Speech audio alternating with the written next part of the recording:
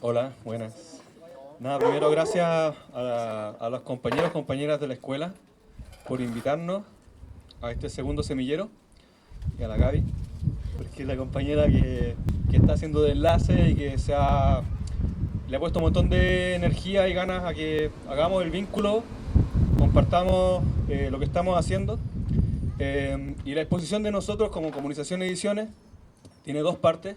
El compañero Martín, que está acá, que es parte del equipo de la editorial, nos va a compartir con nosotros algunas ideas acerca del concepto de fetichismo y fetichismo de la mercancía. Y luego yo me voy a referir un ratito a el concepto de comunicación, su origen, su desarrollo y por qué la editorial de nosotros se llama así. Y luego le vamos a dejar un tiempito a las compañeras de Lazo Ediciones, del boletín Oveja Negra, que vienen de Rosario, Argentina, que están de visita esta semana acá, para que nos cuenten también de su experiencia y del contenido de lo que ellas están haciendo y eso. Así que Martín, tienen la palabra ahora. Gracias. Bueno, lo que voy a hacer es que voy a partir explicando un poco el concepto de fetiche, de su origen en el siglo XVIII, en el campo de la etnología, de la teoría de las religiones, y cómo eso fue derivando primero en la sexología, que no voy a ahondar en eso, porque lo que nos interesa es cómo Marx retoma ese concepto para aplicarlo a la crítica de la economía política.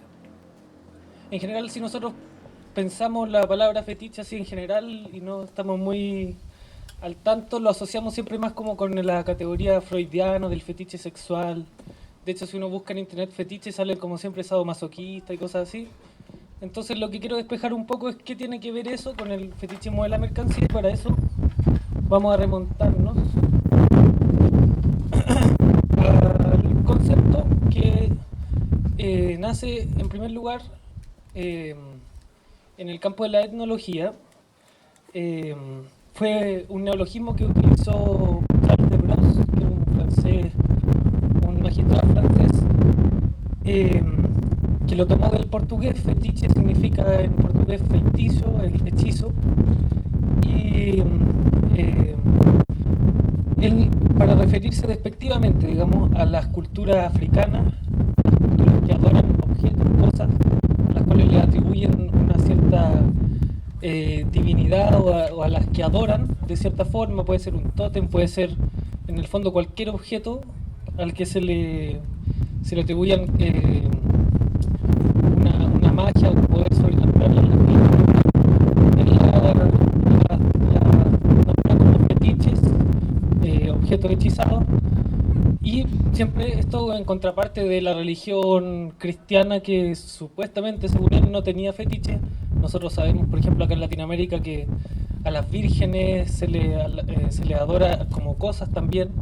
Hay muchas procesiones en toda América Latina, la Virgen de Guadalupe, y bueno, podríamos dar miles de ejemplos. O podríamos pensar en el Cristo que fue de yeso, que fue destruido hace algunos meses acá en Santiago, que la gente se horrorizó por la destrucción de una cosa de yeso.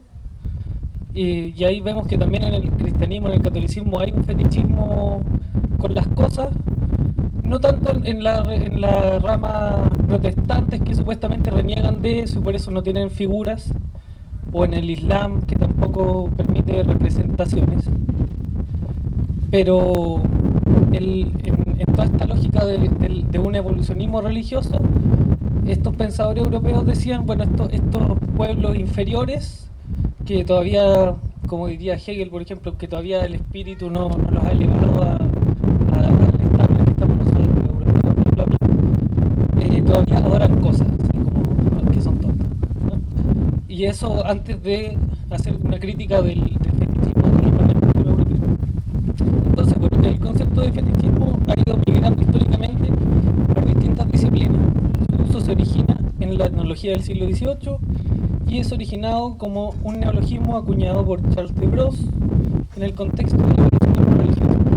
Luego fue transfigurado y resignificado por la sexología, luego por la crítica de la economía política en Marx y posteriormente por el psicoanálisis Freud. El concepto etnológico de fetichismo busca ubicar esta propiedad cultural falsa, digamos, o dice la etnología de aquella época, dentro del marco de un estadio salvaje y primitivo dentro de la escala evolutiva de las religiones. En esta época, lo que estos pensadores proponían y daban por hecho es que todas las culturas van en una evolución teleológica, digamos, hacia un fin necesario.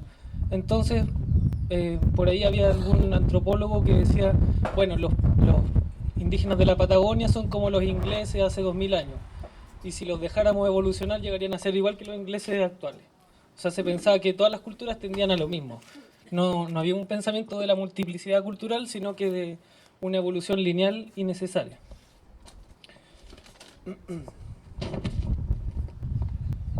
Bueno, este concepto apareció por primera vez en un texto de Debros que se llama Del culto de los dioses fetiches, o paralelo de la antigua religión egipcia.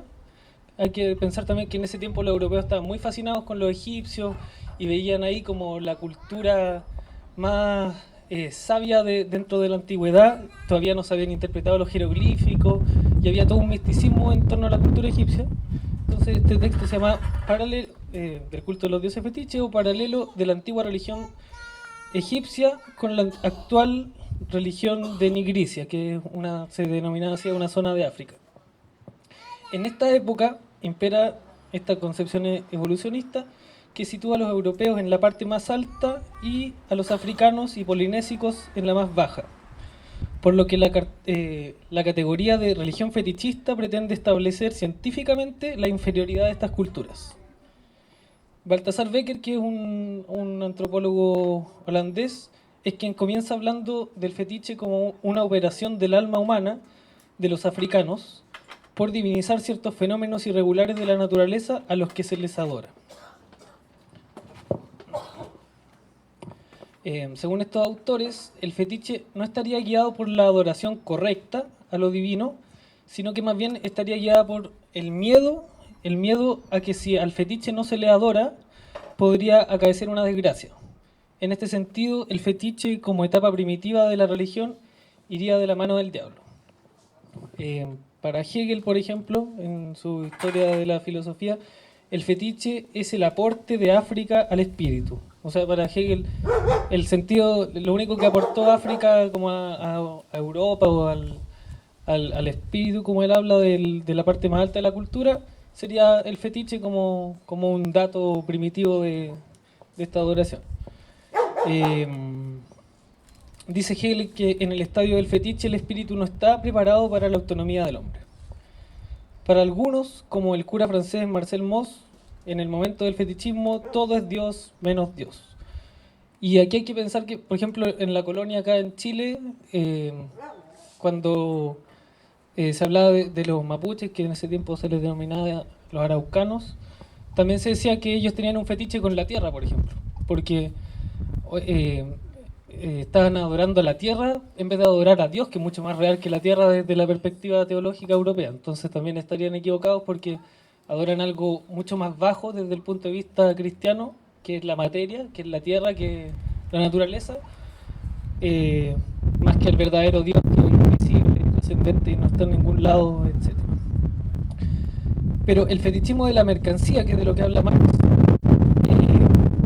lo que hace es ocultar el trabajo social detrás de los objetos que son la mercancía, que son aparentemente simples. Bueno, mercancías todos son, bueno, aparte de no todos los que estamos acá en cierto sentido, también son todas las cosas que son producidas dentro del modo de producción capitalista. Voy a ahondar en eso en un segundo. El fetichista siempre es el otro, en todo este discurso del siglo XVIII, siglo XIX. Siempre se habla del fetichista como el otro, como el africano, el polinésico, el indígena americano, pero jamás se piensa que la cultura europea tenga algo de fetichista.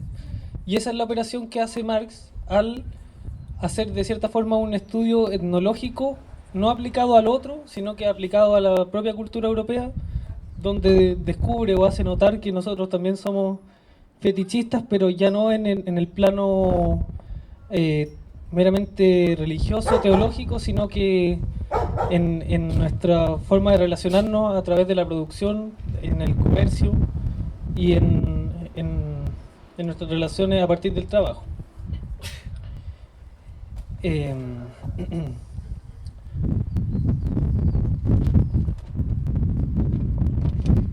Ahora, para entender, en primer lugar, qué sería el fetichismo de la mercancía o la función fetichista de la mercancía, hay que entender también, primero, qué es una mercancía. En cierto sentido, podríamos decir que lo que hace Marx, al desarrollar la crítica de la economía política, es llevar a cabo un estudio etnográfico de los sistemas de signos, creencias y valores de la propia sociedad burguesa. ¿Qué es la mercancía? Es el producto del trabajo bajo una determinada forma, en este caso, o sea, su forma es la del modo de producción capitalista. La mercancía es la célula del organismo que es el sistema capitalista. Voy a leerles un pequeño fragmento, no los quiero aburrir con esto, pero me parece importante. Del prólogo del Capital, donde Marx, como creo que muchos lo habrán leído en algún momento, destaca el hecho de que para entender el sistema capitalista en su globalidad, que es a lo que se dedicaron muchos economistas antes que él, primero hay que partir por su célula, para entender un organismo, para entender cómo funciona una planta o el reino vegetal o los animales. Es preciso también entender cómo funcionan desde su parte mínima, que es la célula, y en el caso del capitalismo esta parte sería la mercancía.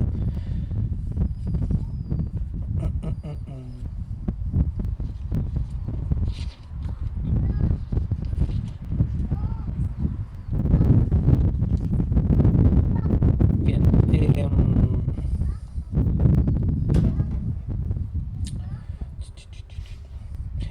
he procurado, dice Marx, exponer con la mayor claridad posible lo que se refiere al análisis de la sustancia y magnitud del valor.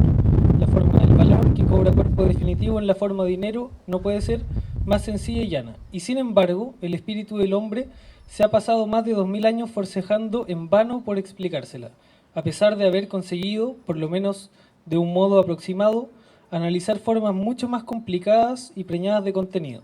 ¿Por qué? Porque es más fácil estudiar el organismo desarrollado que la simple célula. En el análisis de las formas económicas de nada sirve el microscopio ni los reactivos químicos. El único medio de que disponemos en este terreno es la capacidad de abstracción. La forma mercancía que adopta el producto del trabajo o la forma de valor que reviste la mercancía es la célula económica de la sociedad burguesa.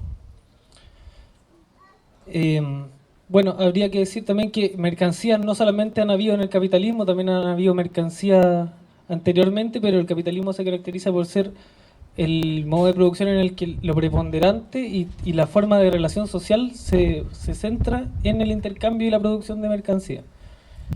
El carácter fetichista de la mercancía implica principalmente un hechizo, tal como en el caso anterior que ya mencioné, un encantamiento que produce la borradura, el ocultamiento de las condiciones de producción de las mismas mercancías. Es decir, todas las cosas que se intercambian en el mercado borran en este plano, digamos, en esta danza, como se dice por ahí, de las mercancías, cuando uno va al mall, por decirlo, o en el Cyber Monday, en internet o lo que sea, o en una galería, en cualquier vitrina, nosotros no estamos viendo las condiciones de producción de esas mercancías que están ahí con sus precios y dispuestas a ser vendidas y compradas, sino que solamente las vemos a ellas como si hubieran sido producidas en una relación social entre ellas mismas y como si no hubiera un trabajo social detrás de ellas. Eso se borra, y no solo, yo creo que eso es importante, no solamente esto pasa si es que uno es incauto y nunca se lo ha cuestionado, sino que incluso haciendo una crítica de la economía política y siendo muy consciente de esta cosa, esta forma de relacionarnos con las mercancías nos gobierna constantemente. O sea, cuando uno compra, no sé, una cerveza o compra un mueble, un libro o una droga o lo que sea, uno no está pensando constantemente en las condiciones de producción que las llevaron a cabo y no está seleccionando las cosas exclusivamente por eso. Obviamente uno políticamente toma decisiones constantemente en todas esas actividades, pero por poner un ejemplo, la carne, la mayor parte de la gente Y yo lo he escuchado mucho cuando la gente que come carne no quiere saber cómo fue producida esa carne. No solo en el sentido que no quiere saber cómo vivían los y las trabajadoras que la producieron en la fábrica, sino que tampoco quieren enterarse de las condiciones en las que vivió y murió ese animal, sino que es mucho más sencillo ir, pagar por ella en el súper y pensar, y uno asimila psicológicamente que esa carne viene del supermercado y que de ahí hacia atrás lo que existe no tiene que ver con el que lo está consumiendo. Eso como que uno se limpia las manos en la relación comercial respecto de la producción de esas cosas.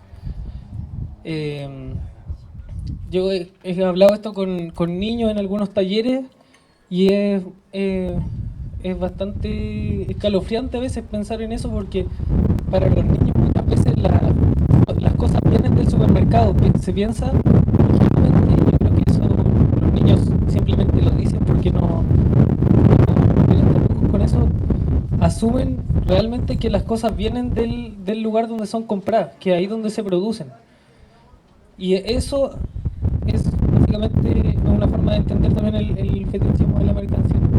El carácter místico de la mercancía no brota de su valor de uso, es decir, de su utilidad, ni tampoco puramente de su valor de cambio, de su precio. Esto es su precio, sino que de la relación entre las mercancías en el mercado, que adquieren el carácter de relación social, mientras que los humanos que las producen, los humanos productores de estas mercancías, somos relegados a la condición de objetos, de cosas. Las mercancías son los productos del trabajo privado, de trabajo independientes, los unos de los otros, y la relación social de estos trabajadores se da mediante las mercancías. Es decir, podríamos decir, yo no voy a meterme a desarrollar así ampliamente, y si lo queremos conversar y abrir la palabra ahora sería interesante, pero me parece que lo que hay que destacar es que las dos características principales del fetichismo de la mercancía es, por una parte, la borradura de las condiciones de producción de todas las mercancías, de las cosas que se realizan en el mercado, y por otro, que estas mercancías parecían estar teniendo relaciones sexuales, relaciones sociales entre sí, que las mercancías fijaran sus precios y que hubiera una sociedad de mercancías, mientras que las personas que las producimos y las compramos somos más bien cosas. De hecho, cuando se habla siempre así: va a salir el nuevo, no sé, celular, va a salir, va a brotar, va a aparecer, por una cuestión del mercado. No es que vaya a ser producido, ¿no? En el habla esas mismas cosas que han fijado. Y bueno, no sé si alguien quiere cuestionar, criticar, aportar en algo. Pasamos a la presentación de Carlos. Por ahí la hacemos corta y al final podemos dejar un espacio más amplio para que todos... Sí, también.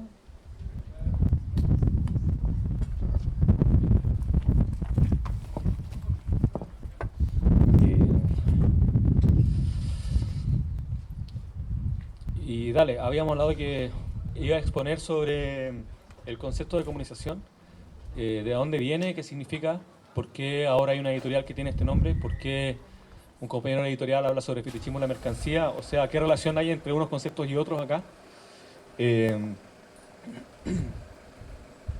Y voy a intentar hacer ese enlace entre distintas esferas de una misma crítica social que tiene una historia y que en este caso tiene una historia contemporánea, digamos. Hay un desarrollo de hace algunas décadas. El concepto de comunicación empieza a ser usado hace poco más de 40 años. Y sin embargo, el concepto de fetichismo de la mercancía es mucho más antiguo, más de 150 años. Y sin embargo, hay una conexión directa.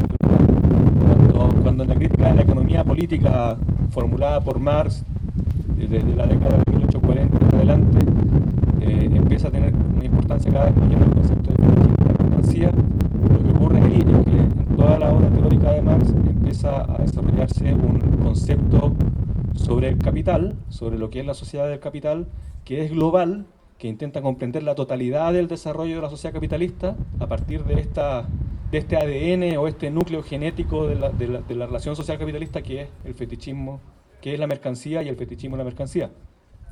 Toda esa teorización es un aspecto de la obra de Marx que empezó a tener una importancia social y política en una época muy tardía. Digamos, hay todo un ciclo, o toda una época de la lucha de clases en que el marxismo, como ideología del movimiento obrero, tuvo una importancia fundamental y, sin embargo, el marxismo, en tanto ideología, dejó de lado completamente, o casi por completo, la teoría sobre la mercancía, sobre el fetichismo de la mercancía, sobre la alienación, y eso tiene una serie de explicaciones que discurren en distintos planos. Una de esas explicaciones es que muchos de los trabajos donde se teorizaba la forma de la mercancía, del valor, el fetichismo de la mercancía, el concepto de alienación, no fueron conocidas durante esa época, porque recién se empezaron a descubrir, a traducir, a editar a mediados del siglo XX o por ahí, desde los años 30 en adelante. Entonces, toda la época de lo que hoy día algunos llamamos el primer asalto proletario contra la sociedad de clases, que es el ciclo de luchas que se abre por 1905, en esa primera revolución rusa, y luego en la revolución de octubre del 17, y el ciclo de luchas que barrió prácticamente los 5 continentes entre 1917 al 27 más o menos.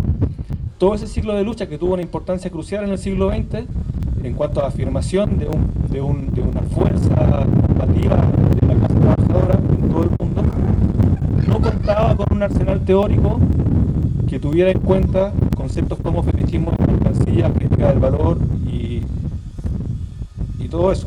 Eso tuvo consecuencias importantes. ¿Por qué? Porque durante toda esa época, todo ese ciclo de lucha, donde tuvo un predominio importantísimo la ideología marxista-leninista, que fue la configuración ideológica que predominó en muchas formaciones militantes, en estructuras de lucha de clases en esa época, al no tener en cuenta esta dimensión de la teoría de Marx, concibió el capitalismo de una forma limitada, parcial, y concibió también la lucha de clases, la revolución social y la transición hacia otro modo de vida social, también de una forma limitada y estrecha.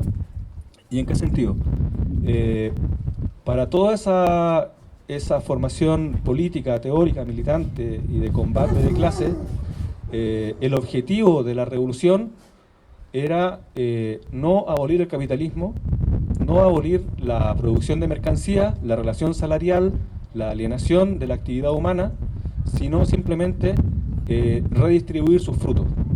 Entonces, el problema no era tanto la producción de mercancía y esta relación en que en la actividad humana viviente se abstrae en la forma del valor, sino que el objetivo era tomar sus resultados, que son los productos concretos, las mercancías producidas en las fábricas, en las empresas, en los distintos procesos productivos, y repartirlas bien, digamos. Dejar que dejen de ser propiedad de una clase privilegiada, minoritaria, que es la burguesía, sacarla de sus manos y repartirla en manos de toda la clase trabajadora, y a partir de ahí entonces se pensaba que iba a ser abolida la clase burguesa capitalista, se iba a instaurar el socialismo como una repartija equitativa, igualitaria entre toda la clase trabajadora. Por supuesto, ese era un proceso que tenía que ser, dentro de la concepción marxista-leninista, un proceso que tenía que ser conducido primero que nada por un partido de vanguardia de la clase, que se hiciera cargo de organizar un Estado obrero, proletario, que centralizara, que planificara centralizadamente la economía, la producción de mercancías y su distribución justa e igualitaria. En la Revolución Rusa, de hecho, las afirmaciones de la vanguardia bolchevique, de Lenin particularmente, fueron tajantes en ese sentido, y Lenin en más de una oportunidad afirmó que lo que estaba sucediendo en Rusia en 1917, 18 y después de la guerra civil era la instauración de un capitalismo de Estado, y que el socialismo iba a venir mucho después. La concepción global que había en este movimiento político-social en aquella época es que el capitalismo había que desarrollarlo hasta sus últimas consecuencias, y recién entonces, cuando todo el mundo se volviera proletario y cuando el capitalismo hubiese sido instaurado en todas partes del mundo, recién ahí iba a ser posible instaurar un socialismo en todas partes también, y que iba a ser una transición hacia un comunismo que era visto como un horizonte utópico, lejano, que algún día se iba a llegar ahí, una vez que las fuerzas productivas se hubiesen desarrollado al máximo y chorreara la abundancia en todas direcciones y alcanzara para todos. En ese tiempo no se imaginaban siquiera que esa perspectiva necesariamente tenía que llevar a un colapso ecológico, climático y de todo, y social y cultural, que es lo que nosotros estamos presenciando hoy día. y no se lo imaginaban porque no habían podido entender de forma completa la crítica de la economía política, porque no contaban con los textos, y los pocos textos que sí daban cuenta de eso fueron omitidos, no daban en cuenta en los objetivos políticos que esa vanguardia revolucionaria quería. El fracaso de todo ese ciclo de lucha que se empieza a constatar en los años 20, en los años 30, y todas las contradicciones y los combates de clase que se dan en ese ciclo de lucha, que finalmente fueron combates de clase de los proletarios de los explotados, muchas veces contra sus propias vanguardias dirigentes, contra las representaciones oficiales del movimiento obrero. Las consecuencias de todas esas tensiones, esas contradicciones en la lucha de clases quedaron prácticamente ocultas durante un largo periodo histórico. ¿Por qué? Porque llegaron los años 30 y el objetivo global del movimiento obrero fue reafirmar esta concepción de la revolución como conquista del poder político, instauración de una clase de transición para un futuro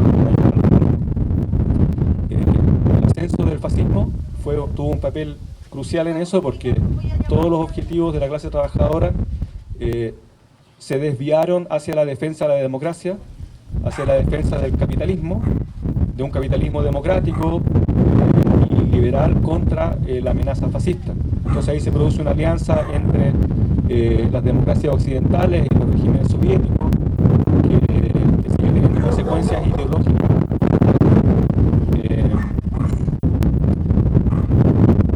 Ahora bien, luego de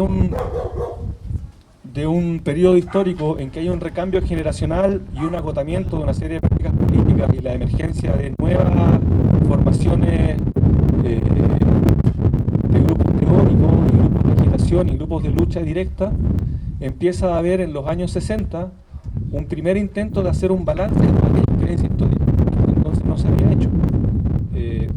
Y esto no fue porque alguna gente se iluminó de un día para otro y se dio cuenta de que había una verdad oculta que había que revelar, sino que empezó a darse un proceso de lucha global de la clase trabajadora, del proletariado en distintos países del mundo, que la lucha de clase en general empezó a agudizarse en los años 60, y ese ascenso de la lucha de clase, ese segundo asalto proletario contra la sociedad de clase,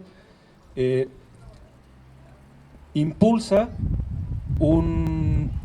en algunos grupos, en algunas formaciones militantes minoritarias, el interés en rescatar documentos, testimonios y volver a hacer análisis sobre el ciclo anterior y sacar conclusiones, lecciones que puedan servir para una nueva fase de lucha. Y en ese esfuerzo es que se empiezan a redescubrir una serie de documentos, de materiales, desde textos inéditos de Marx, como por ejemplo el sexto capítulo inédito del Capital, que no se conoció sino hasta los años 60, los Grundrisse, que son un material importantísimo, uno de los tantos manuscritos que finalmente se convirtieron en el Capital, habían empezado a ser conocidos en los años 40, pero recién se los empieza a leer seriamente en los años 60, y así una serie de otros documentos, por ejemplo, las oposiciones obreras antibolcheviques en Rusia, que habían sido formaciones militantes de obreros revolucionarios que se opusieron al poder bolchevique y a la formación o las formaciones militantes obreras en el centro de Europa, que formaron las corrientes de comunistas de izquierda en Alemania y en Holanda, que tenían un carácter consejista, que defendían el poder directo de la clase trabajadora a través de los consejos o de la izquierda comunista italiana. Todas esas experiencias y documentos empiezan a ser redescubiertos en los años 60, empiezan a ser asimilados y llevan a replantearse cosas fundamentales respecto a la lucha de clases y a la revolución.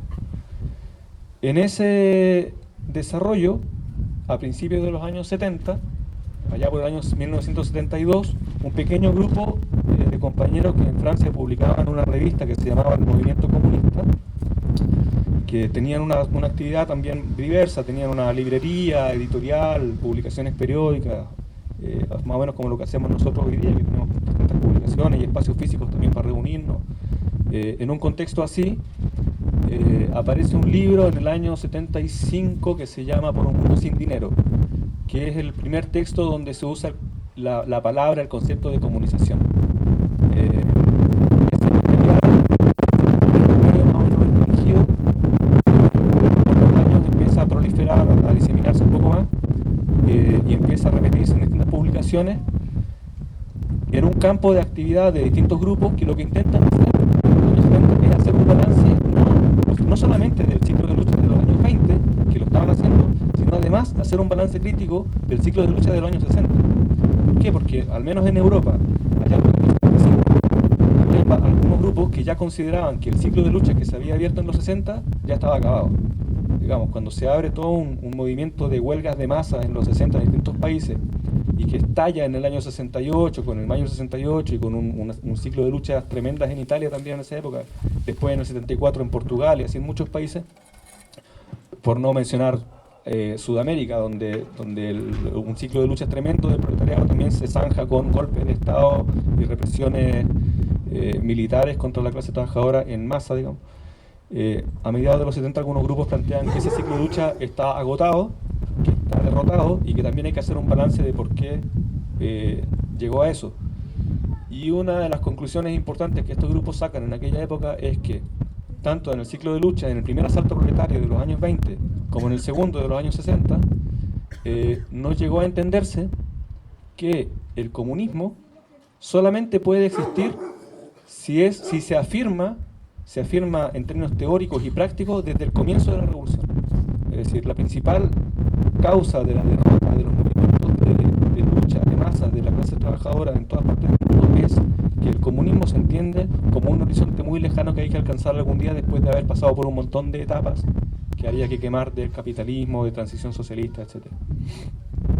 Entonces, el concepto de comunización significa básicamente que la revolución solo es revolución social de los explotados si afirma desde el primer momento la necesidad de comunizar las relaciones sociales.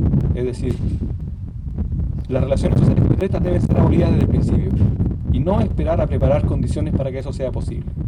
Y una de las razones de eso es que se considera desde esta corriente que el capitalismo ha tenido un desarrollo donde las condiciones para poder abolir las relaciones capitalistas están dadas hace mucho tiempo y se están cumpliendo. Y ahí esta figura de Rosa Luxemburgo que hablaba de socialismo barbarie, y hoy día podemos decir comunismo barbarie en el sentido de que en tanto no se plantee, en tanto el movimiento social con aspiraciones revolucionarias no se plantea la necesidad de instaurar medidas comunistas de inmediato, las condiciones del desarrollo capitalista nos imponen condiciones sociales barbáricas cada vez más agudas, cada vez más violentas, destructivas de lo social, del medio ambiente, de la naturaleza, de todo lo que nos hace seres humanos pertenecientes a un mundo natural.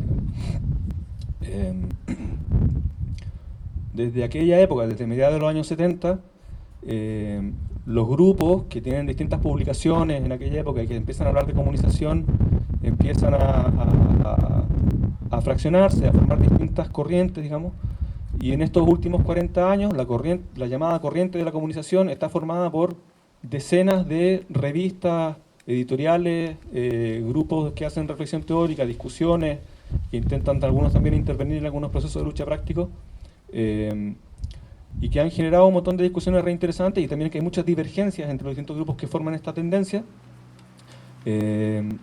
Y un poco la historia de la llegada de esta concepción a nuestro medio, a nuestros territorios y a nuestra cultura empieza hace unos 10 años, y creo que menos de 10 años, cuando empiezan a traducirse los primeros materiales de la corriente de la comunización al castellano y empiezan a ser publicados. Y en estos últimos 10 años lo que ha sucedido es que poco a poco los materiales teóricos que plantean esta perspectiva comunizadora han empezado a difundirse, se han hecho cada vez más traducciones, hay algunos libros que ya están circulando a través de la editorial que nosotros hace poco empezamos a echar a andar. Y otros proyectos editoriales pequeños, hay proyectos microeditoriales que varios compañeros hemos ido levantando o han ido apareciendo y desapareciendo. Algunos de estos proyectos se fusionaron hace poco en Comunización Ediciones, y el objetivo que nos hemos propuesto es seguir procesando textos, materiales como los que les describí recién. Hay un montón de artículos, ensayos y libros desde los años 60 hasta ahora que son prácticamente desconocidos en el mundo de habla castellana, y que estamos en un esfuerzo por darlos a conocer, por instalar estas temáticas y generar estas tensiones teóricas y prácticas también, que en ningún caso se trata de una perspectiva que tenga todo resuelto, ni mucho menos. Es una perspectiva que se está enriqueciendo constantemente con aportaciones y discusiones con compañeros que están en distintos procesos de luchas prácticas y teóricas también. Entonces la propuesta de nosotros es nada, seguir difundiendo estos materiales, suscitar interés en la perspectiva de la comunicación, que se vaya entendiendo qué significa, porque para la mayoría de la gente que está en un campo antagonista, anticapitalista, sigue siendo una cosa muy críptica, muy desconocida. Y bueno, tenemos ahí en la mesa algunas publicaciones periódicas y algunos libros que están ahí disponibles. Nosotros como editorial intentamos mantener una difusión con los costos más bajos posibles, con un mínimo, con una calidad así, que nos importa mucho la calidad de los textos que producimos materialmente, pero intentamos que la difusión se facilite teniendo precios bajos. Y estamos intentando llegar a un montón de espacios como este que nos han invitado para estimular las discusiones que les proponemos. Así que creo que eso es lo que puedo contar por ahora sobre comunicación, por qué hacemos lo que estamos haciendo ahora.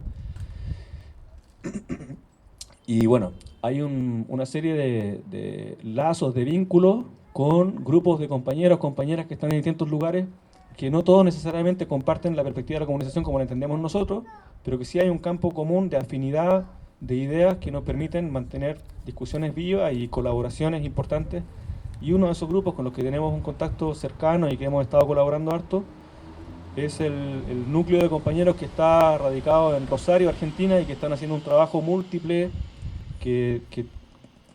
donde están sosteniendo una biblioteca, un espacio físico que es una biblioteca social, que tienen publicaciones periódicas, una editorial y así varias otras iniciativas.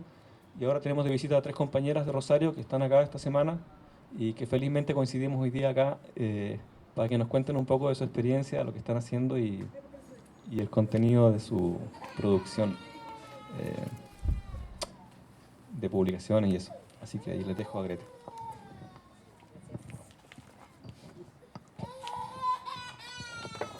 Bueno, gracias por la invitación.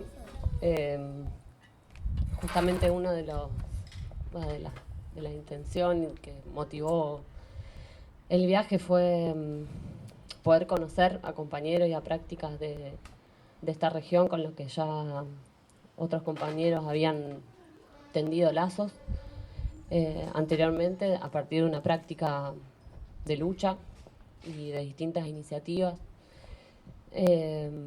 Bueno, por eso estamos recontentas de estar acá y de que nos hayan invitado. Nosotras 3 en particular, si bien colaboramos y somos muy cercanas a los compañeros de Lazo Ediciones, no estamos de lleno en la editorial y por lo tanto pensamos que es mejor contarles un poco en general cómo se vincula la actividad de la editorial con un núcleo más amplio de compañeros que estamos en la Biblioteca Alberto Giraldo en Rosario, y desde allí desarrollamos distintas actividades. Particularmente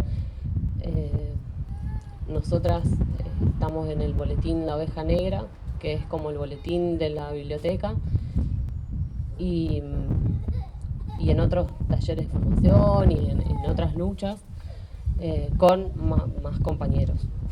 Sin embargo, lo que nos une con la editorial, con sus objetivos, son los mismos. Básicamente es poder esto, como otros tantos grupos de compañeros están haciendo e hicieron, es poder difundir, es poder profundizar, es poder radicalizar las luchas en los lugares donde estamos, y para eso creemos fundamental las críticas como las que se expusieron hoy, esas investigaciones que parten de la necesidad que tenemos como proletarios de superar esta vida de mierda que nos imponen, y no tanto de necesidades profesionales, académicas, etcétera. Por eso incentivamos y intentamos hacerlo también la profundización de la crítica. Y en ese sentido los materiales que se editan en Lazo nos sirven a nosotros mismos, pero también creemos que pueden servir a otros compañeros para eso justamente, ¿no? Para poder apropiarnos de la historia de nuestra clase, de las luchas, poder aprender de eso, pero también poder formular críticas que nos preparen de otra forma frente a lo que nos compete, que es la lucha hoy contra esta sociedad. Y esos mismos títulos muchas veces se reflejan también en las publicaciones de La Oveja Negra, ya que es una publicación colectiva que los textos muchas veces parten de algunos compañeros, pero se da una discusión colectiva en torno a ellos. Y en varios números, por ejemplo, se ven reflejadas esas uniones, como, no sé, la crítica del deporte, por ejemplo, ha aparecido en numerosas ocasiones para pensar procesos de lucha tales como los acontecidos en Brasil durante el Mundial o las Olimpiadas, que más cercanas. El Barricada en Barcelona, que antes no lo nombró el compañero, pero fue el primero de los títulos que aparecieron por Lazo. También es como rescatar una parte de la historia del proletariado re importante, como fue la Revolución Española, y en una de las secciones de La Oveja, que se llama Memoria, lo recuperamos en varias ocasiones e intentamos, nada, tal como ese suceso histórico, recuperar otros, por eso se llama Memoria, no para recordarlo, homenajear a uno tal personaje que aparece como importante en muchos relatos de historiadores, sino realmente para entender, digamos, lo que es la historia de nuestra clase y sentir y saber, darnos cuenta que no partimos de la nada, que no somos, digamos, un grupo aislado ahora que pelea, digamos, contra estas condiciones, sino que son esas condiciones que son históricas las que nos llevan a luchar y que otros tantos compañeros lo han hecho, y por lo tanto esto es como importantísimo, no partir de cero cada vez y que caer en los mismos errores o recuperar algunas cuestiones críticas como lo hizo la corriente comunizadora, por ejemplo. No sé si querés agregar. No, agregar simplemente que el boletín eso tiene como varias secciones. En general tratamos de abordar algún tema de actualidad, algún tema internacional. Tenemos la sección Memoria. En algún momento estuvo una sección que se llamaba Rosario se pone la gorra, que era como más antirrepresiva. Y esa, bueno, hace ya algunos meses que no la hacemos más, pero surgió una iniciativa nueva que es Hablando con las Paredes, donde retomamos algunas pintadas así de la calle. La mayoría de las veces son para criticarlas y algunas otras, nada, las retomamos para reafirmar algo de lo que se está diciendo. Pero nada, para retomar un poco lo que decía la compañera, me parece que la sección Memoria, eso no es un homenaje a personajes en particular, sino como retomar un poco la cuestión del pensamiento histórico y de poder reconocernos como una clase en lucha que no empezó ahora. Y no, creo que era eso nada más. No, el viernes, sí. El viernes vamos a hacer una actividad que, claro, porque uno de los últimos títulos de Lazo fue la recopilación de los primeros 30 números de La Oveja Negra, y lo vamos a estar presentando en una actividad el viernes en una casa que después...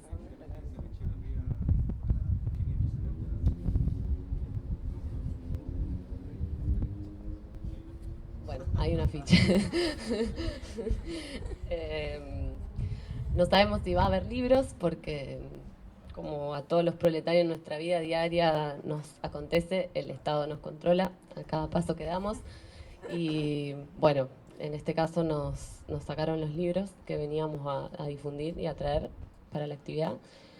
Pero bueno, no le vamos a dar el gusto de contener nuestras ganas de compartir y de discutir, por lo tanto, si no están los libros, no importa, igual ya vienen algunos en camino con otro compañero. No, eso, más que nada por la perspectiva que tiene el boletín de crítica radical, de crítica a la economía política, de búsqueda de entender, de comprender esta sociedad para destruirla y de entender las luchas también de otros compañeros, es que consideramos fundamental que quede plasmado en un libro. El boletín por ahí es muy útil, nos parece muy útil para difundirlo, para que se imprima en otros lugares. Es un material que difundimos gratuitamente, es una hoja y que va tocando algunos temas de actualidad, otros de memoria, y que puede servir para reflexionar mes a mes sobre alguna cuestión interesante que por ahí andan en boca por todos lados. Pero justamente de una perspectiva radical, y por lo tanto son como esa perspectiva las que quedan como posibilidad, digamos, de volver sobre ella en cualquier momento, en cualquier lugar. Sí, no, por ahí para que se entienda un poco mejor, eso, como que la oveja va tratando distintas temáticas, que algunas de esas pueden ser como más coyunturales, de actualidad, pero la perspectiva que tenemos como grupo es que sea eso, como una crítica radical anticapitalista. Entonces lo que se trata de hacer es, sobre temas de actualidad, poder llegar a la raíz, digamos, de la problemática y poder transmitir eso. No sé, lucha por Somatina o la megafinería, como que hace tratar de poder reflexionar sobre el fondo de las cuestiones, digamos, y que es el sistema capitalista y que implica la destrucción del mundo en su totalidad, digamos. Nada, como eso es un poco, me parece, todo el objetivo hacia la publicación, como críticas de fondo, aunque sean sobre temas coyunturales, y una reflexión sobre las condiciones de vida materiales de la existencia, digamos. Y una cosa para agregar también, que eso es el grupo que sostiene el boletín, que esto que traía la compañera, digamos, las discusiones colectivas, está también sostenido, digamos, de fondo por actividades que tenemos en común, que a la vez van nutriendo, digamos, las discusiones que después se plasman en el boletín. Como una de las cosas que también tratamos de transmitir es que no hay una escisión entre la teoría y la práctica, digamos.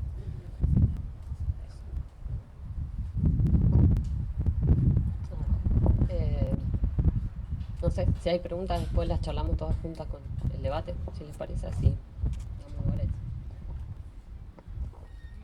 ¿Vamos a usar el micrófono para el debate? No, es fácil. Sí, yo creo que sí, porque uno de los chiquillos está grabando. Ah, Entonces, para que quede el audio estaría bueno, sí. Como mencionaba la compañera, ahora el momento de que se abran las palabras y cómo ha sido el carácter de los semilleros. No es la dinámica el que se le pregunte tan solo a las compas o a los compas que presentaron, sino que a partir de nuestras propias experiencias, ¿cierto? Nosotros podamos comentar y al mismo tiempo respondernos en torno a las mismas. Entonces, si alguien quiere mencionar algo, y como mencioné en un principio, tampoco es la idea solamente referirse puramente a lo que se mencionó, ya sea, por ejemplo, el fetiche, ya sea solamente la comunicación, sino también, si uno lo desea, ligar alguna inquietud que tenga en la coyuntura actual acá o en Argentina y ir generando un diálogo al respecto. Eso.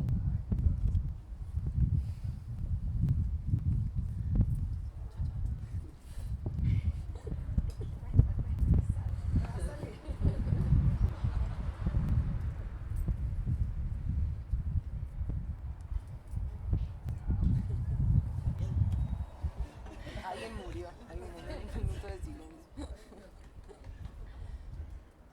No se pelee.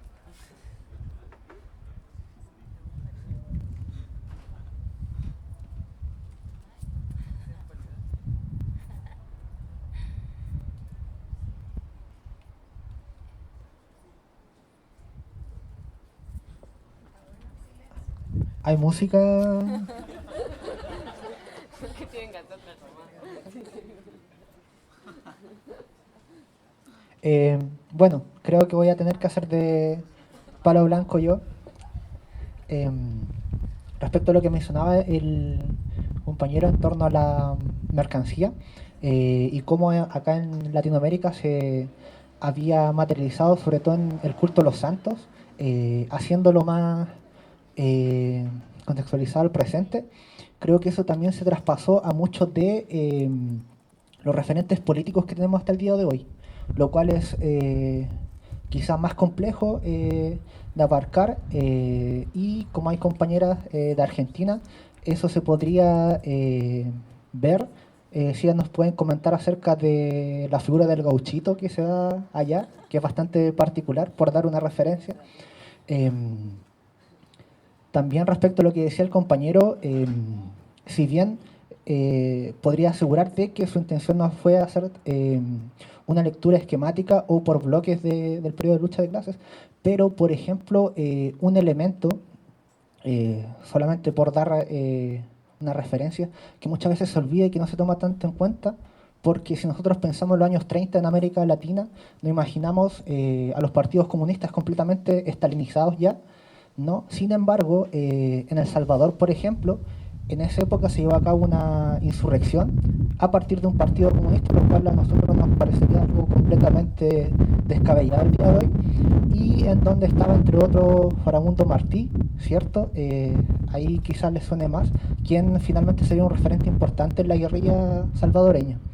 Y yo lo menciono porque es importante ver estos casos, ¿cierto? Investigar, como decían quienes presentaban, porque eso nos ayuda a siempre no pensar que siempre lo estuvimos haciendo mal, por así decirlo, y ver qué es lo que podemos aprender de todas esas experiencias. Yo recuerdo que fue precisamente el Che Guevara quien quiso retomar, por dar algún referente oficial, esta experiencia salvadoreña. Eso es lo que podría decir por ahora. A ver si alguien se motiva con hablar al respecto.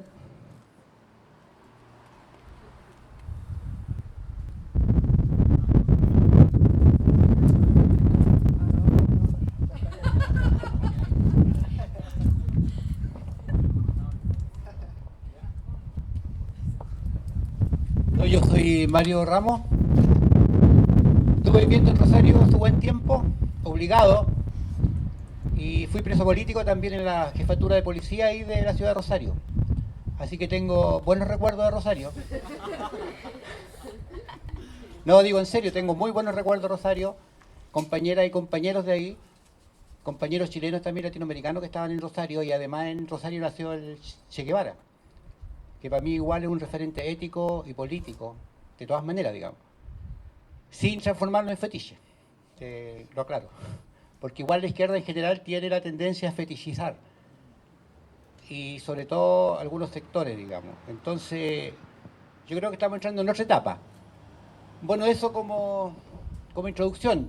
También soy de la editorial Quimantú, que ya tenemos como 12 o 13 años. Y el otro día, el sábado, tuvimos un encuentro acá que fue súper lindo igual, en relación al zapatismo. Y la editorial Quimantú es como el zapatismo de alguna manera, porque camina lento, tenemos como 12 años y somos como el caracol. O nos referenciamos de alguna manera, digamos, en el caracol, porque lo hacemos de a pasito, de a pasito. Y así se va construyendo de a pasito y desde abajo. Somos profundamente latinoamericanos.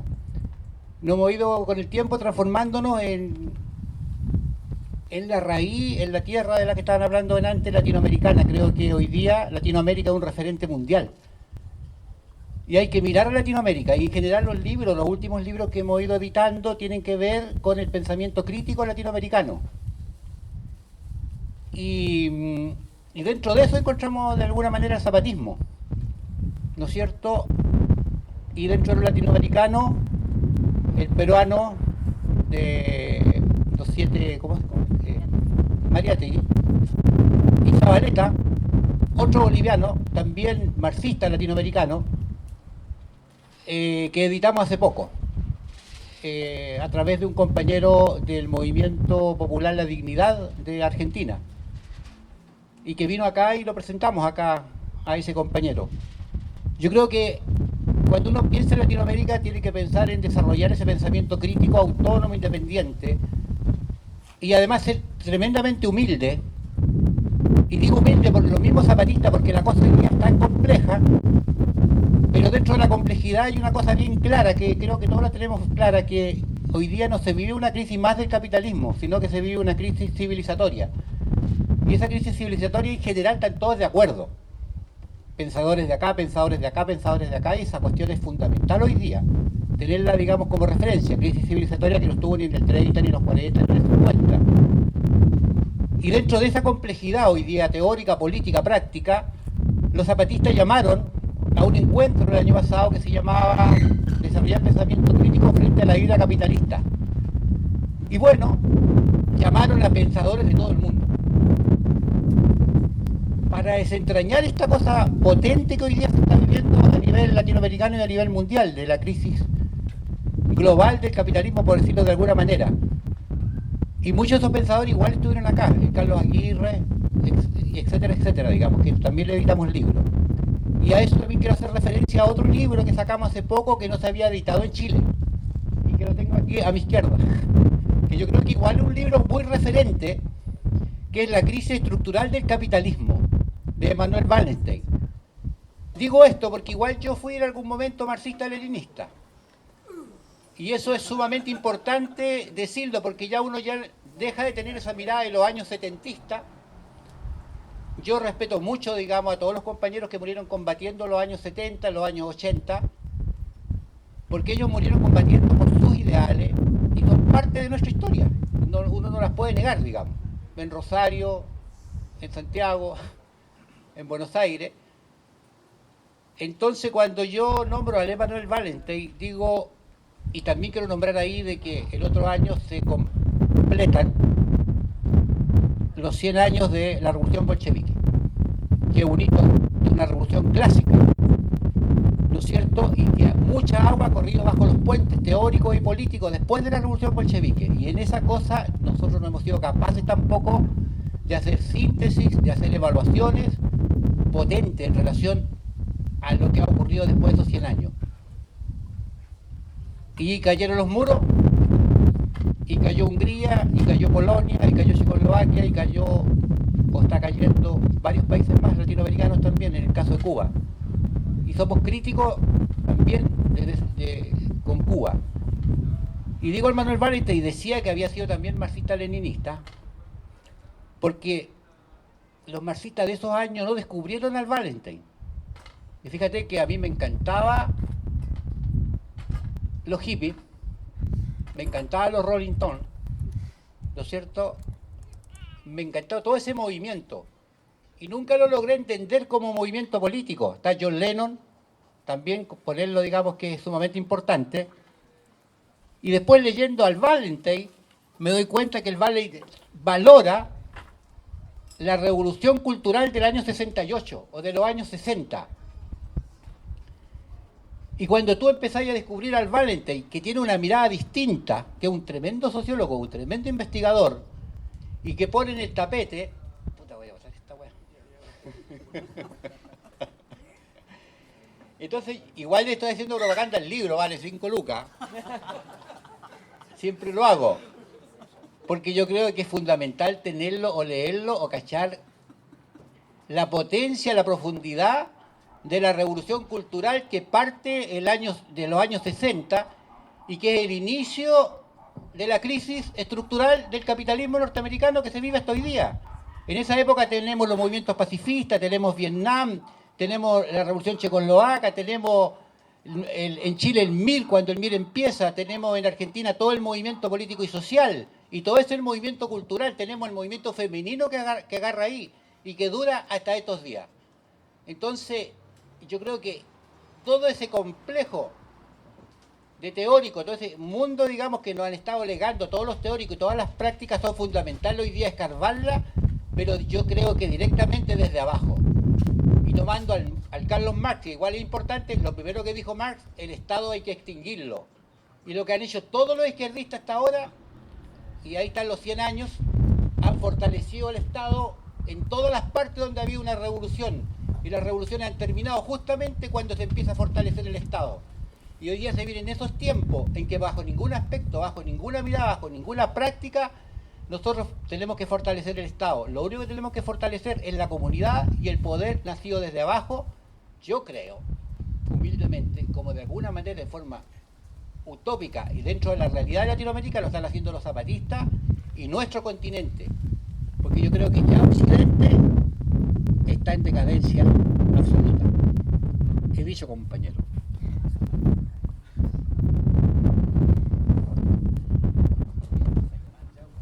Interpelado, voy a hacerme cargo.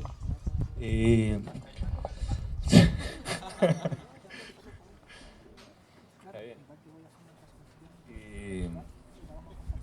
Y sí, hay una... Bueno, nosotros hay un entorno acá, un ambiente de compañeros y compañeras que llevamos un tiempo haciendo actividades de difusión, de compartir, como foros, presentaciones de libros, de distintos materiales o simplemente foros con temas para someter a la discusión. Y siempre, nada, un año y medio, qué sé yo, 2 años en eso, y siempre aparece el problema de que hay un contenido como bien amplio de temáticas y que siempre es difícil poder exponerlas en media hora, en 1 hora, quedan muchas cosas en el tintero. Y por eso también el énfasis en la lectura, en hacer libros, en hacer publicaciones, en estimular, en fomentar la lectura, la difusión de textos, porque los textos permiten algo que muchas veces los encuentros cara a cara no permiten. Y por supuesto que siempre queremos hacer las dos cosas, y más que eso también. Pero hay una serie de aprendizaje, hay una serie de formas de compartir que se dan a través de textos.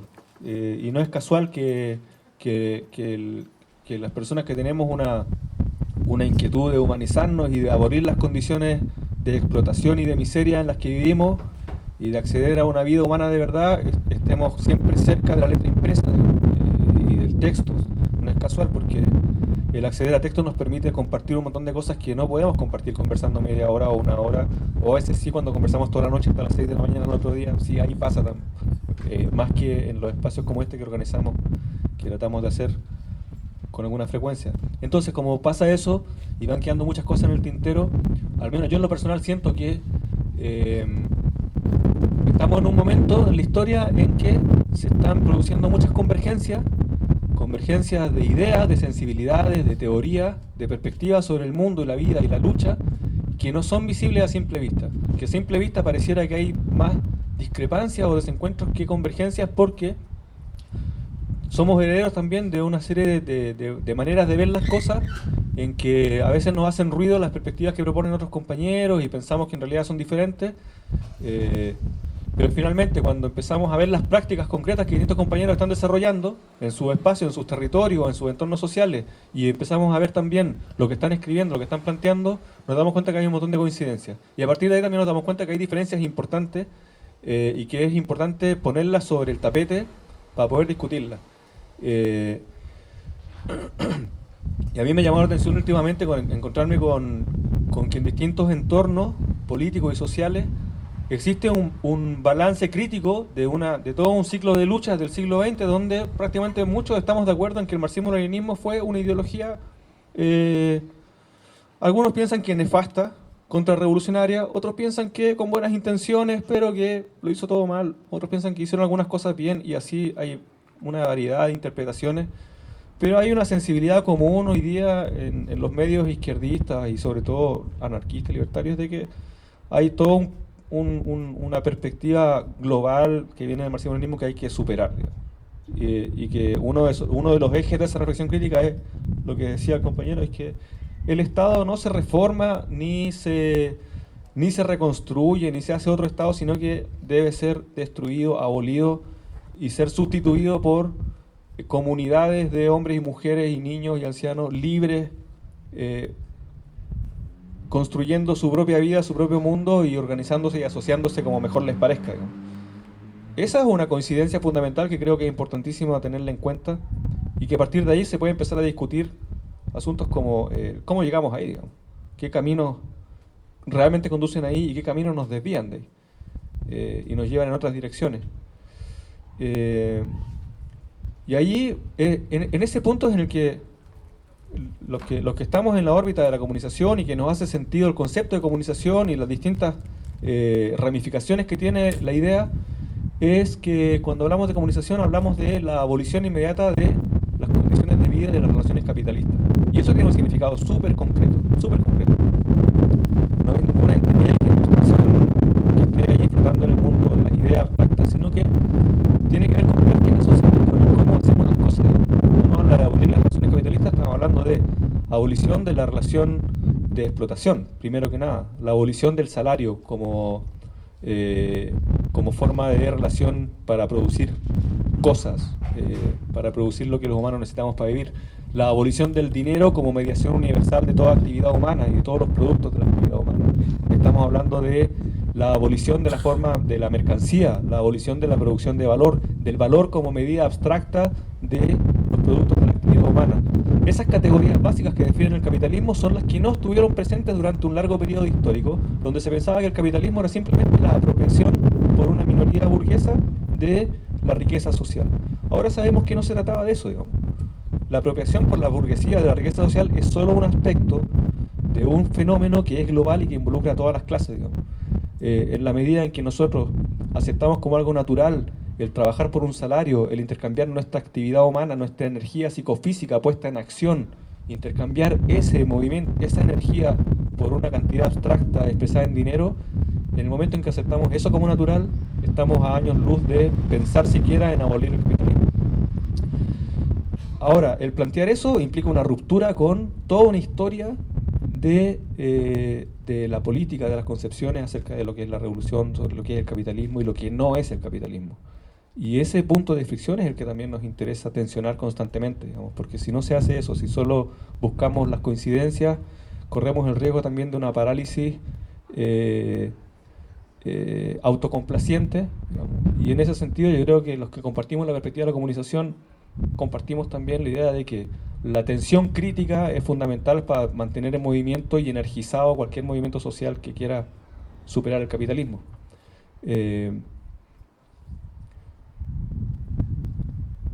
Partiendo de esa, o sea, tomando como referencia esa reflexión, desde ahí uno puede empezar a perspectivar experiencias históricas de lucha, como lo que plantea el compañero acerca de la lucha en El Salvador.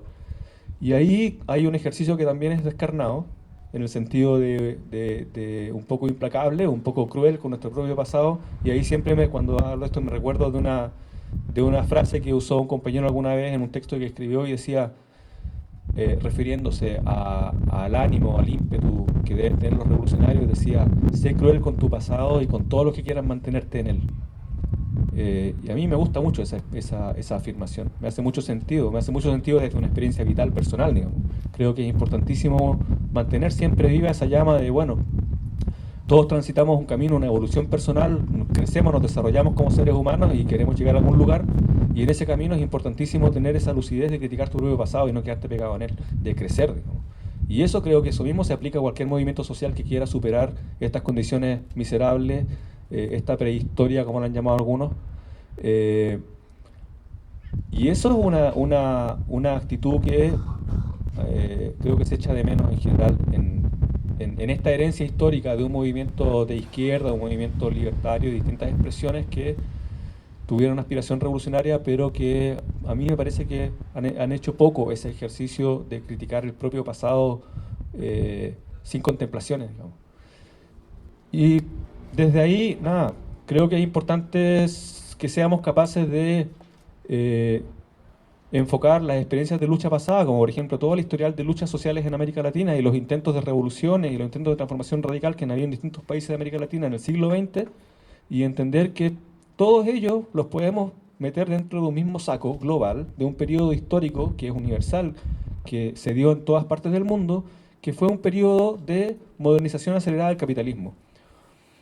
Básicamente, la clase obrera, la clase trabajadora y los distintos segmentos de la clase explotada en todos los países durante el siglo XX estuvieron implicadas con distintos grados de conciencia en un movimiento global de modernización capitalista, del cual se hicieron parte sin darse mucho cuenta de lo que estaban haciendo. Y eso no tiene nada de raro porque la historia humana es así, la especie humana es así. Todos vamos transitando desarrollos en los que parcialmente estamos más o menos conscientes y nos damos cuenta de lo que estamos haciendo, y en cierta medida no nos damos mucho cuenta de lo que estamos haciendo. Hasta cierto punto actuamos automáticamente, movidos por fuerzas históricas y por inercias que muchas veces nos superan. Y el esfuerzo que como revolucionarios hacemos es tratar de estar lo más conscientes posible y de afinar la puntería de la voluntad, de la crítica y del sí darnos cuenta de lo que estamos haciendo. Pero los procesos sociales no dependen de los revolucionarios, dependen de las masas, digamos. Y lo que pasó en América Latina, cuando tú, si el compañero se refería a El Salvador, en general durante todo ese periodo histórico, estamos hablando de los años 20, los 30, los 40, los 50, los 60, lo que sucedió en todas partes del mundo fue lo que un autor alemán, Robert Kurz, llamaba modernización reparadora.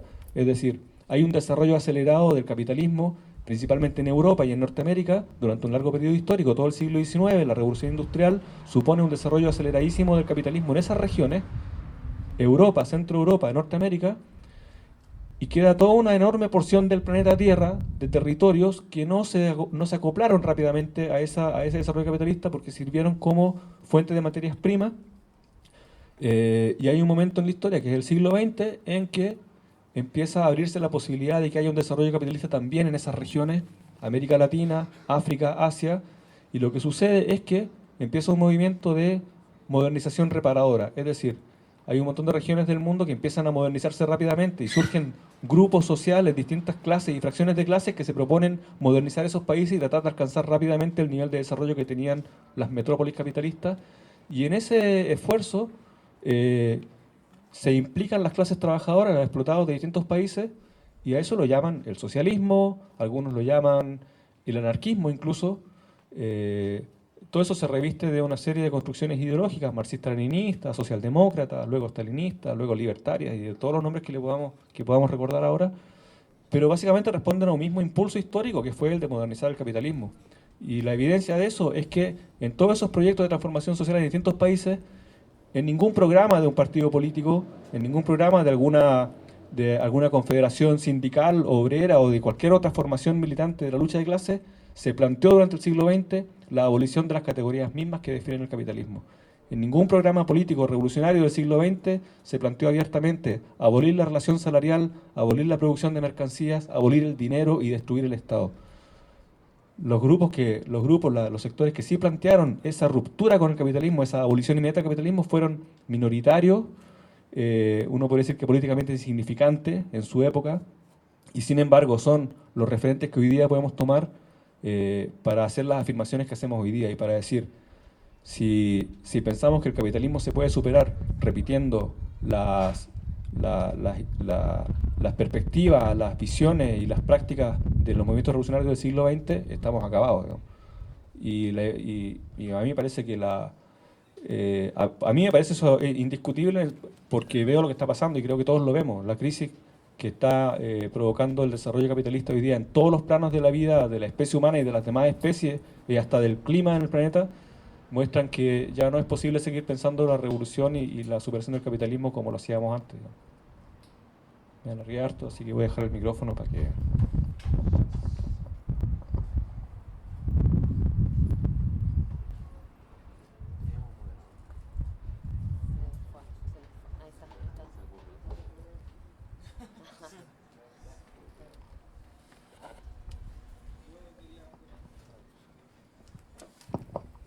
¿Aló? Sí.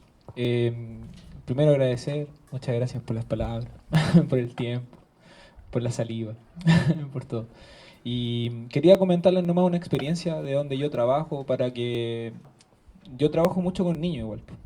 Trabajo en un museo de ciencia, y generalmente cuando uno trabaja con niños y trata de hablar sobre lo que es la ciencia o sobre algunas temáticas científicas, por ejemplo la astronomía o el planeta Tierra, o algo más abstracto como la energía o cosas así, dejan mucho que ver los niños sobre su visión, que es la sociedad, que es la naturaleza. Entonces es interesante muchas veces darse cuenta de que ellos tienen muy naturalizado ciertas cosas como que son propias, que replican el sistema.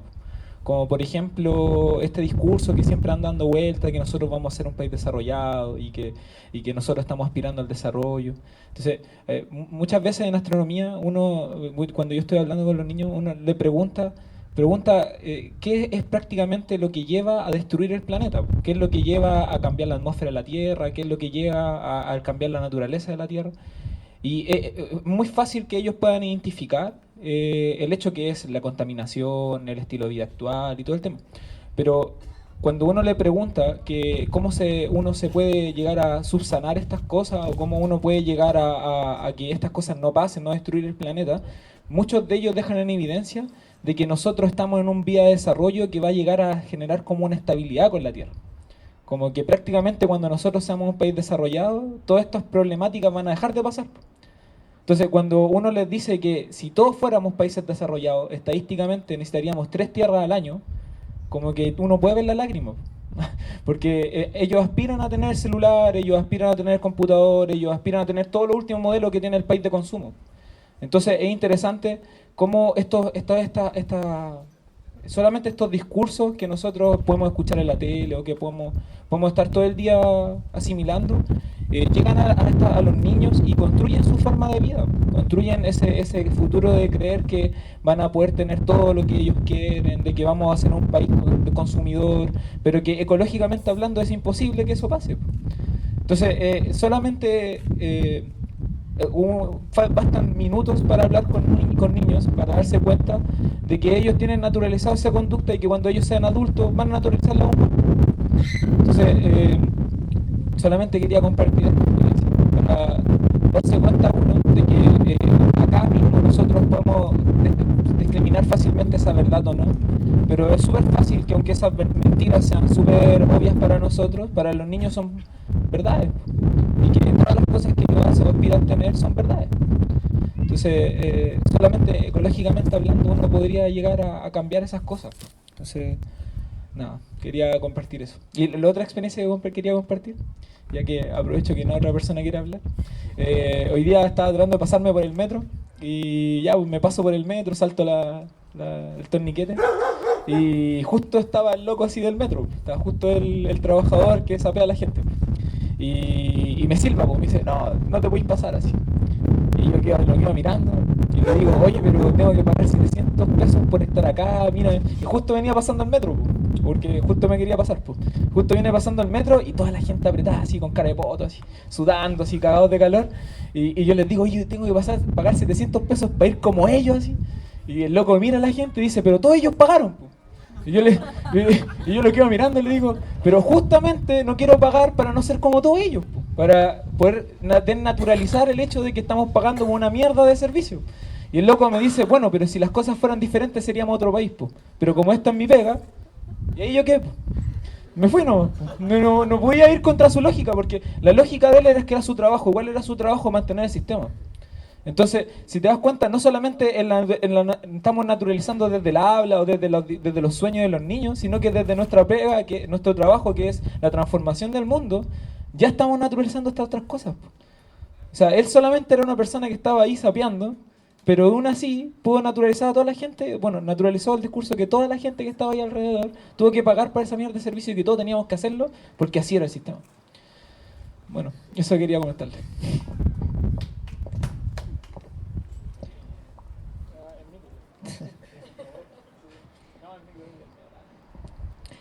Compa, más que nada un recordatorio. La actividad que mencionaban las compañeras se va a realizar en Echeverría 959, en Independencia, este viernes a las 7 de la tarde. También la lista de correos que hicimos circular es precisamente para, además de transcribir lo que se comente, difundir actividades como esta, así que hoy día va a llegar ese correo de seguro. Y lo otro, recordarles también de que todavía quedan tacos y cerveza por si alguien quiere seguir consumiendo de alguna manera. Eso. Oh. Sí. Quedan cervezas, no está todo perdido todavía. ¿Más palabras?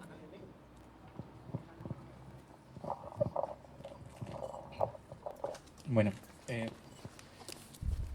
quería comentar un poco como algo sobre la experiencia de José, que creo que es súper importante con el concepto de fetiche, que es hay una diferencia súper grande entre saber, creo yo, y actuar como si uno supiera. Y sobre todo cuando cualquier acción que uno quiera emprender como emancipatoria en un sistema como el que vivimos es contradictoria desde las bases, como queremos el celular pero no queremos saber cómo viene. Y cuando sabemos cómo viene, aún así queremos tener el celular. Entonces, como es complicado y en ese sentido siento que hay como quizás quería solo compartir un lamento contra la modernidad, porque creo que el grito del fetiche es justamente eso, es una experiencia que originalmente era espiritual desde mi punto de vista, que está reducida solo a la parte ritual.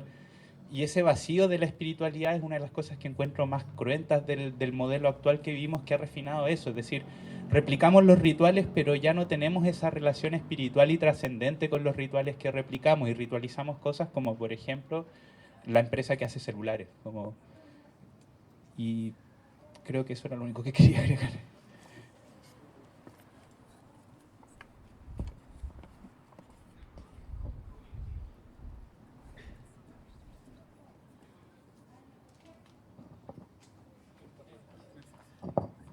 Sí, con el Nico trabajamos en el mismo museo, por si acaso.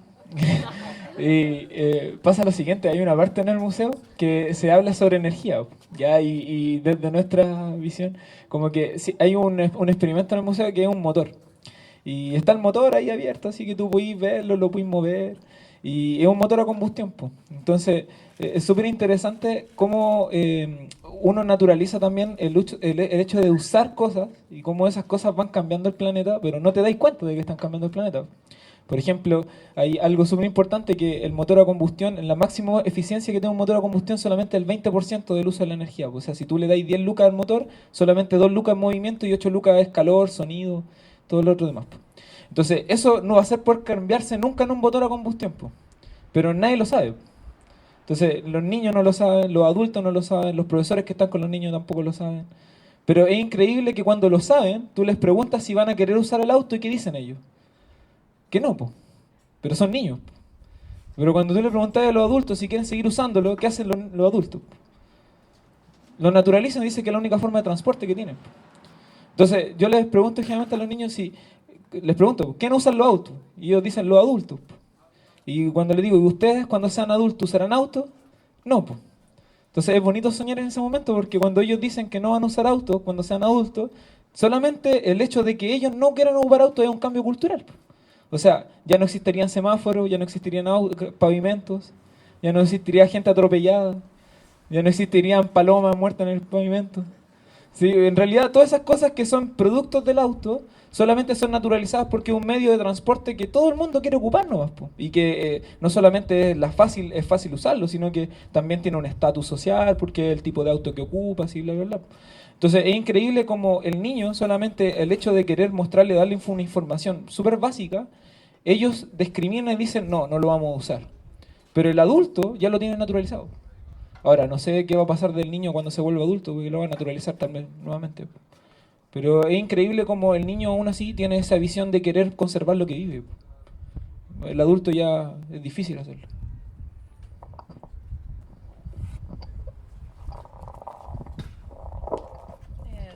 No, así como que me quedaba pensando con las cosas que estaban diciendo,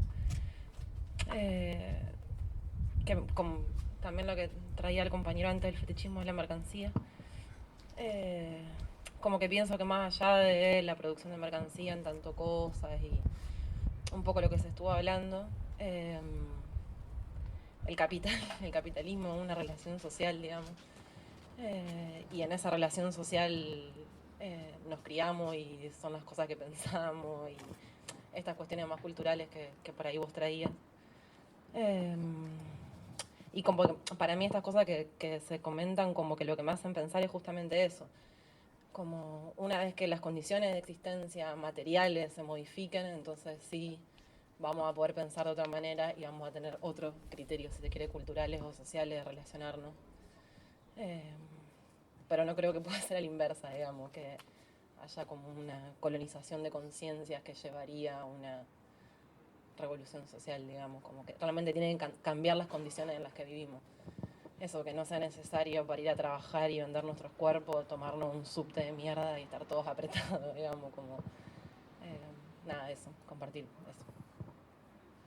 No, tal vez estaría bueno preguntarle a los adultos por qué se tienen que transportar, digamos, más allá que sea su único medio, porque ahí también como se desvela como esta cuestión de que nosotros mismos somos mercancía, más allá de que no nos preguntemos de dónde vienen las mercancías que usamos.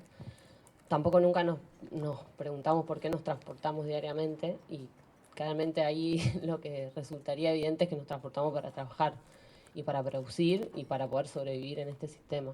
Y como me parece que igual, como acuerdo con la compañera, lo de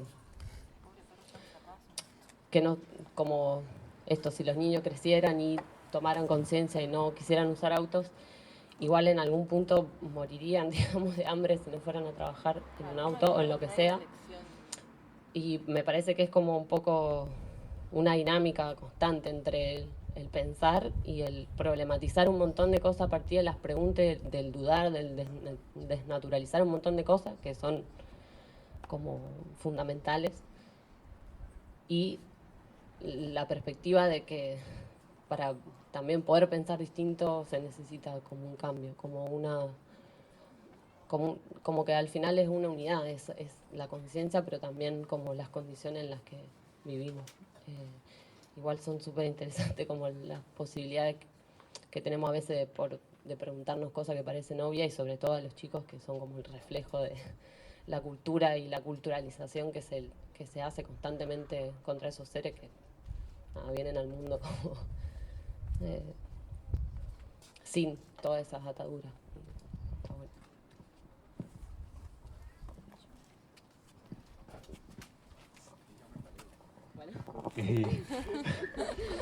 Es que no lo puedo evitar. Ya que, ¿cómo era? Sí, no, lo que pasa es que tiene que ver con lo mismo, sí. Que cuando uno expone, trata de explicar un poco por qué la comunización y eso de abolir las categorías del capitalismo y la relación social capitalista así inmediatamente. Entonces, a veces aparece la pregunta de, bueno, pero ¿cómo lo hacemos? Pues si es tan difícil, porque estamos todos obligados a trabajar, entonces ¿cómo vamos a abolir la relación salarial si tenemos que sobrevivir? Y dale, y es un poco raro porque los que afirmamos eso también trabajamos por un salario, yo también voy todas las mañanas a la pega y todo. Entonces puede parecer un poco esquizo, pero no. Porque porque no es un precepto moral. No es debemos hacer esto ahora ya. Algunos lo han leído así también. Hay algunos grupos que lo han leído más o menos de esa forma, entonces han planteado que el tema de la comunicación tiene que ver con un estilo de vida también. Nada. Igual hay, como les decía, hay como divergencias en esa corriente y por ejemplo, yo critico ese tipo de concepción. No creo que la conversación sea como vamos a vivir diferente, vamos a crear un pequeño grupo de amigos, compañeros que van a comunizarse. No, porque el capitalismo es un sistema global que está en todas partes, digamos, y todos somos parte de un metabolismo social y funcionamos así. Ahora, el plantear eso como un objetivo, como un lineamiento, lo de la comunicación, de abolición de las relaciones capitalistas, yo creo que tiene otra potencia. Tiene la potencia de que nos permite hacer el contraste, te pone frente a las narices un contraste tan fuerte entre el contenido de lo que es no capitalista, que para mí es el comunismo, o la relación social comunista, la comunidad humana real, al ser el polo opuesto del capitalismo, su negación nos obliga a ver lo que el capitalismo realmente es, hoy día, para nosotros, aquí y ahora. Que es un ejercicio que no es tan obvio como parece, porque la contestación social y el inconformismo social y la aspiración revolucionaria durante mucho tiempo no ha podido zafarse del fetichismo en la mercancía. Lo que explicaba el compañero Martín delante, decía, el fetichismo en la mercancía es el ocultamiento de las condiciones de producción. Y a eso nada, hay que darle otra vuelta más. Que las condiciones de producción estén ocultas, ¿qué significa? Que en realidad un aspecto de nuestras propias vidas está oculto para nosotros mismos. Hay una dimensión de nuestra existencia personal y colectiva que para nosotros es invisible. Está fuera de nuestro campo visual, no podemos ni siquiera percibirla. Y eso es lo que genera la socialización capitalista. ¿Y cuál es esa parte de la vida de nosotros mismos que no podemos ver? Lo que decía la compañera, que claro, uno va y se cuestiona a veces el uso de ciertos artilugios que son contaminantes, o algo que uno come y que tiene detrás todo un encadenamiento de brutalidad, de miseria y de violencia y de crueldad con los animales, por ejemplo, o de devastaciones ambientales, porque claro, esa comida se produjo sacrificando territorios enteros y qué sé yo. uno se cansa también de enumerar tantas atrocidades que el capitalismo produce a diario. Y sin embargo sigue siendo como invisible para nosotros el por qué comemos eso, el por qué finalmente llegamos a hacer un hábito comer esas cosas, el por qué finalmente llegamos a hacer un hábito transportarnos a través de una costra de concreto como son las ciudades, y el por qué hacemos esto y lo otro y lo otro y lo otro, y por qué vivimos en tal tipo de edificación, de hábitat, y por qué nos relacionamos así a diario. Y cuando uno se hace esa pregunta, empieza a emerger ahí algo que estaba invisible, que son las condiciones de producción, así como las había descrito Marx, que cuando hablaba de la producción de mercancía. O sea, todos para poder subsistir tenemos que cambiar nuestra fuerza de trabajo, nuestra actividad vital, nuestra energía psicofísica, por una abstracción que es una cantidad, una cifra, digamos. Así que siempre queda rondando ahí ese problema que está presente para todos los que han querido hacer una revolución y acabar con el capitalismo desde hace 150 años, que es la abolición de ese núcleo, de ese núcleo básico de la socialización capitalista, que es la transformación de la actividad humana en una cantidad abstracta expresada en dinero, y que es lo que está detrás de toda la producción de mercancía, de la relación salarial, de los modos de producción, de intercambio, de circulación de mercancía en la sociedad. Entonces la pregunta que queda ahí es, cuando aparece el cómo, es el cómo abolir esa relación social, ese chantaje económico que tiene que ver con la propiedad privada de los medios de producción, que nos arrebata todo, que nos despoja de toda el instrumental, los medios materiales para poder producir la vida, pero también con un montón de otras cosas, digamos.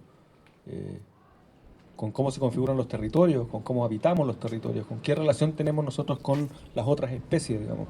Ahora, nosotros vivimos en un medio en que prácticamente no tenemos relación con especies animales, que no sean animales domésticos. Y eso, desde cierto punto de vista, es gravísimo, es terrible, es una deshumanización brutal, profundísima.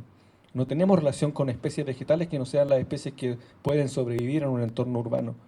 Y esa desconexión explica mucho del por qué naturalizamos la relación salarial, por ejemplo, la producción de mercancías, y se nos hace invisible.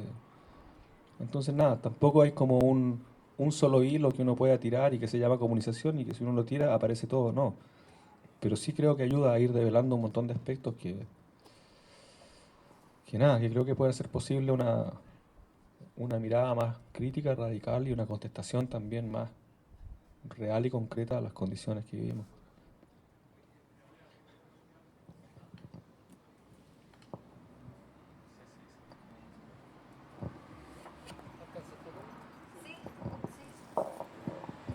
Que retomando eso mismo, yo creo que en ese sentido también es importante pensar que el capitalismo no solamente produce la mercancía y el valor y la circulación, etcétera, etcétera, sino que también, y yo creo que por ahí también va un poco la cosa, produce deseo, produce una forma de desear, produce que deseemos nuestra propia explotación, produce que deseemos vivir como la mierda y estarnos quejando, pero que en el fondo, inconscientemente quizás la mayoría de la población lo desea, o si no, no estaríamos así, pues. Si no, nadie querría ser policía, porque produce un deseo de autorrepresión, de avalar las condiciones de explotación y toda esta mierda. Entonces yo creo que la pregunta también en ese sentido es cómo interrumpir ese deseo, o cómo producir otra forma de desear, porque no es todo, no es todo tan visible y tan sencillo como puede parecer en una especie de caricatura que podríamos hacer del capitalismo, de una persona yendo a una fábrica y volviendo en un auto a su casa, sino que detrás de eso hay todo un entramado de ya lo dije, de deseo y de toda esa cuestión. Y quería agregar también una cuestión que me ha pasado muchas veces, y personalmente también lo he hecho, y no lo estoy criticando como que sea algo malo, pero muchas veces, como en esta impotencia que uno siente frente a toda esta mierda, de querer cambiar las cosas aquí y ahora, y de uno, a partir a veces de una cuestión individual, interrumpir esta cuestión y vivir de otra forma, se ha hecho, por lo menos acá en Chile, mucho énfasis en la autogestión, en vivir no apatronadamente, que obviamente, no, ¿cómo voy a condenar eso? Pero yo he conversado con muchos compas que, claro, pues, al final en ese camino terminan vendiendo chela en el Bella, ¿cachai?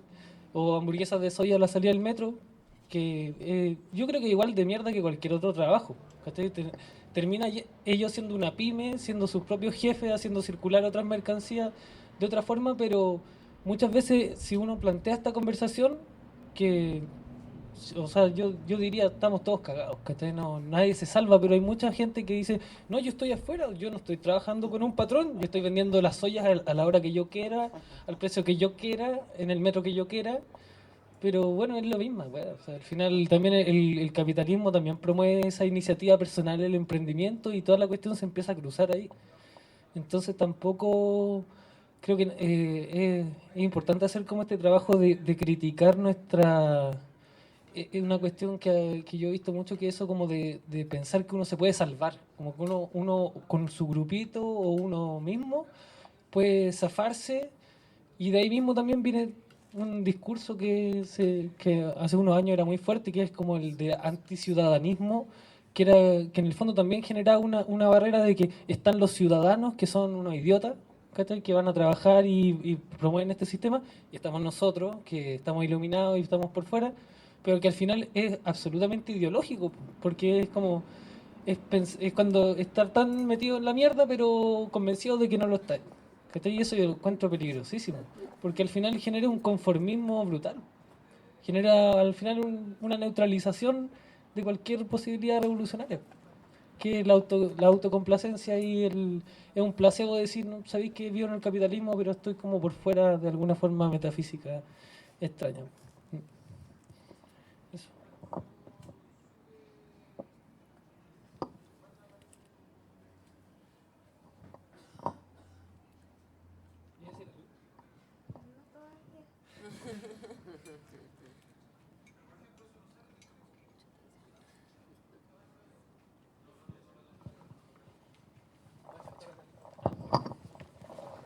Yo creo que ese deseo que estáis hablando igual tiene que ver con la parte de la urbanización, pues si al final y al cabo hay gente que nace en Santiago y que muere en Santiago y que va de vacaciones una vez a la semana y conoce el bosque.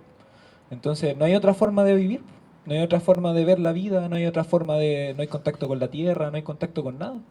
Entonces, si tú le dices a esa persona que hay otra forma de ver, no la cree. Entonces, el esfuerzo humano que hace toda su vida es mantenerse viviendo acá y acumulando cosas.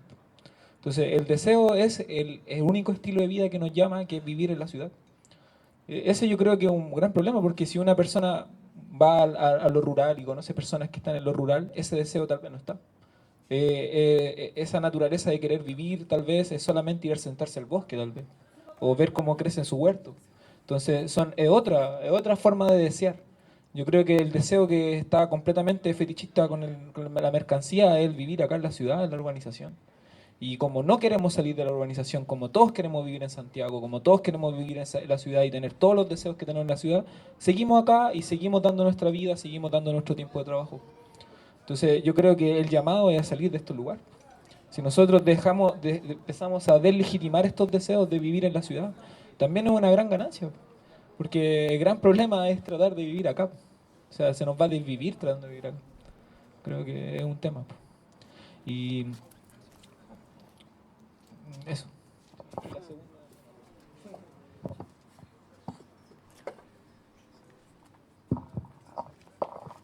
No, por ahí a lo que vos decías, que tal vez que lo que nos pasa a nosotros en Rosario, que el campo que tenemos cerca es un campo con agrotóxicos, plantado de soja, que realmente sería muy difícil también vivir ahí. La gente que vive ahí se muere de cáncer a los 40 años y trabaja para patrones que poseen muchas y muchas hectáreas de tierra y que industrializaron todo el sector agropecuario en los últimos 70 años.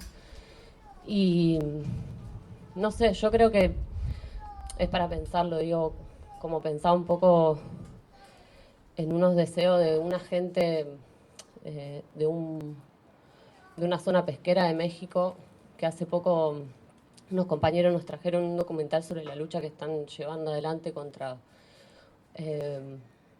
una mega empresa que quiere poner una central de energía eólica. Y ahí como que se expresan algunos deseos de ellos de seguir perteneciendo a lo que son ellos mismos también. El documental se llama Somos Viento, que lo recomiendo porque está muy bueno.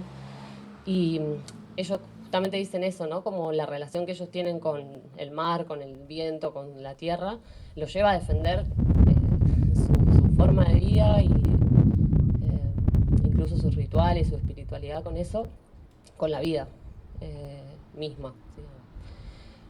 Pero yo creo que si bien es verdad que la urbanización como que nos lleva muchas veces a desear como esta mierda en la que vivimos, no sé si, o sea, la respuesta sería irnos de las ciudades. Además, como que no encontraría como la salida para todos los que vivimos en las ciudades, que cada vez somos más.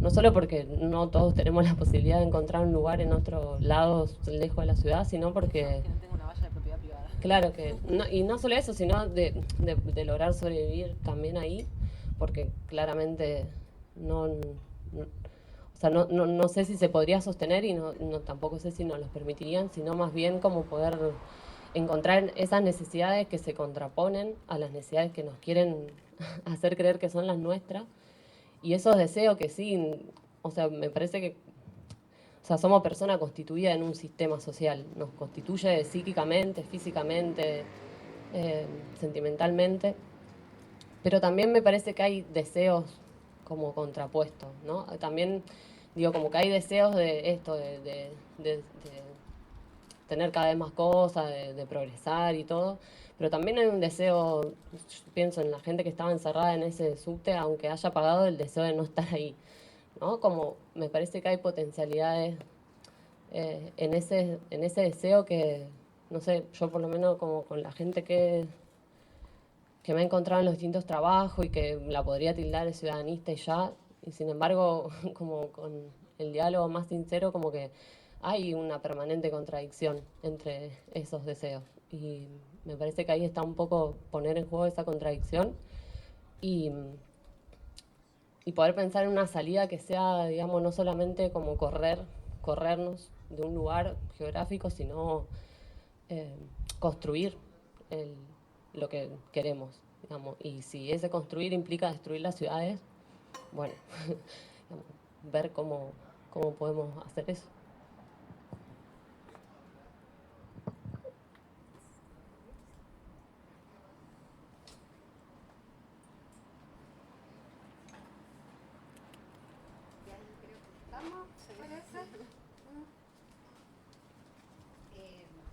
Igual agradecer también como a esta instancia, a las chiquillas de Rosario, a Carlos, a Daniel, al Arturo que nos hace el sonido y se ha vuelto un hombre indispensable. Vamos a hacer el problema es que hay algunos que no aprenden, pero sí agradecer como esta instancia. Creo que la intención o el motor profundo para que se pudiera dar esta conversación y este diálogo tenía, bueno, precisamente que ver con que esta es una escuela, la escuela pública comunitaria, hacemos nivelación de estudios hace 4 años y este es como el tercer año acá. No. ¿Sí? Sí, es el tercer año acá, sí. Y de alguna forma hemos intentado siempre estar generando espacios de autoformación, si bien tenemos como una mirada en donde trabajamos y funcionamos también con el Estado, porque se hace nivelación de estudios y aquí los adultos y los jóvenes que pasan por este espacio terminan su enseñanza media y ahí estamos como muy condicionados por los contenidos, a pesar de que nosotros generamos o intentamos generar todo el tiempo relaciones de aprendizaje horizontales, relaciones de aprendizaje afectiva, no instruccionales, estamos siempre condicionados por ese currículum. Entonces también este ejercicio, que claro, nos gustaría que estuviera lleno de estudiantes y de estudiantas, pero también está bueno para nosotros, pues aquí ya vemos educadoras y educadores, y que de alguna forma el poder ir profundizando y también cuestionar lo que estamos enseñando, cómo lo estamos enseñando, y el aporte también que vienen a hacer ustedes como comunicación, como lazo, está en dirección como medular, diría yo, como con la médula, con el modelo que queremos destruir, y que entre todo este tejido de relaciones de enseñanza, de también compartir una necesidad con el territorio, de educación, también nos perdemos o nos encontramos como desde una lucha reivindicativa, como docente, profesional, conocemos también la profesión, y ahí en esa contradicción esquizofrénica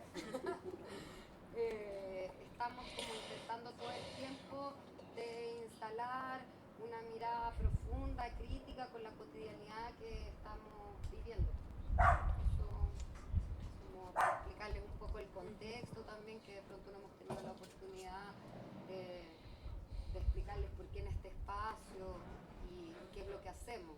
Y en eso también hay muchos saberes que están siendo como motorizados, atraídos, electrificados hacia esta escuela, aunque no estén dentro del currículum oficial que el Ministerio nos exige, y entre descolonizar, la Cami que hace trabajo con el cuerpo y con la descolonización en la Plaza Bogotá, jornadas de medicina integral, y en fin, varias cosas más que podríamos comentar. No sé si las chiquillas y los chiquillos quieren como comentar algo más.